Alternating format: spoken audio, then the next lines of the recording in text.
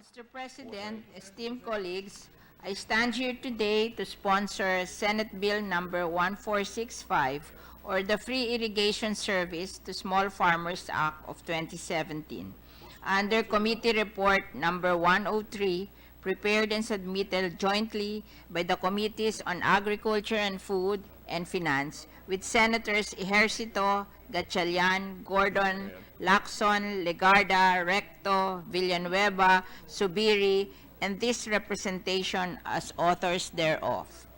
As we all know, we have already paved the way in providing Filipino farmers free irrigation services when we included 2 billion pesos in the 2017 national budget, which will cover the irrigation service fees being collected from farmers.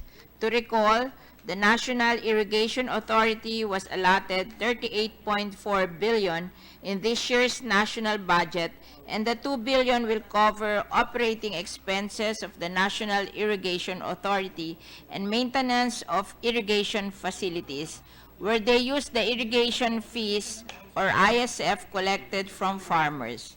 But that is only for the current year. Thus, there is a need to make free irrigation a policy, institutionalize it to make it more permanent.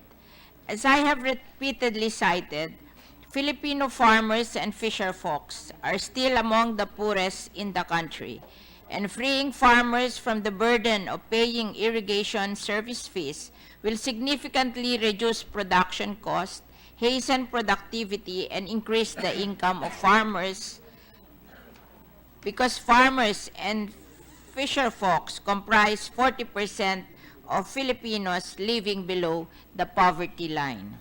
As stated on the Free Irrigation Service to Small Farmers Act of 2017, the state also affirms its commitment to contribute to the lowering of the cost of production of those who cannot afford to pay the irrigation service fees of national and communal irrigation systems, and relieve them from the burden and consequence of unpaid irrigation service fees. The state therefore adopts as a policy the provision of free irrigation service to small farmers. Small farmers, Mr. President, are hereby defined as those farmers whose combined farm holdings cover an area of not more than 5 hectares. Upon the effectivity of the Act, they will be exempted from payment of irrigation service fees for waters derived from national irrigation systems and the communal irrigation systems. Such measure will push the growth and development of the agriculture sector, as well as help our country achieve its food security goals. As chairperson of the Senate Committee on Agriculture and Food, that is really the bottom line. But let me also note, Mr. President, that free irrigation is not the sole solution in enhancing agricultural competitiveness, but it will help farmers, especially small farmers. To cite, irrigation in Vietnam is 8 centavos. In the Philippines, it is 45 centavos, or a difference of 37 centavos. But the bigger difference is in labor. In Vietnam, it is 101 peso and 26 centavos per kilo of palay. And here in the Philippines, it is between 4 pesos and 42 centavos, or a big difference of 3 pesos and 16 centavos. Technology and mechanization is really also the key. According to a position paper of the National Academy of Science and Technology, the cost of irrigation is relatively small compared to the cost of labor and fertilizers. Elimination of the irrigation fee will only reduce cost of production of palay per kilo by 50 centavos. They said it is far from enough to make the rice farmers competitive, and that if we really want to reduce rice production costs, we should target labor cost reduction through mechanization. But free irrigation is free irrigation, and the difference in centavos that it will bring will certainly be much appreciated by small farmers, as it is one less burden for them. And as I have mentioned in many other occasions, those small farmers or family farmers will be the ones to feed us, not the corporate farmers.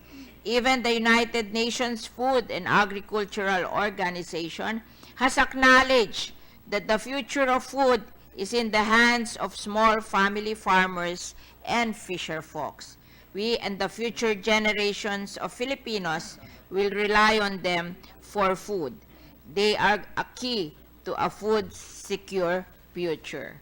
The proposed bill also seeks the revocation of the corporate status of the National Irrigation Administration, but it shall continue to perform its mandates, power, and functions relevant to planning, development, construction, operation, improvement, repair, and maintenance of irrigation systems. In effect, it will now be a line agency and will cease to be a GOCC. In addition, communal irrigation systems shall continue to be operated and maintained by Irrigators Association.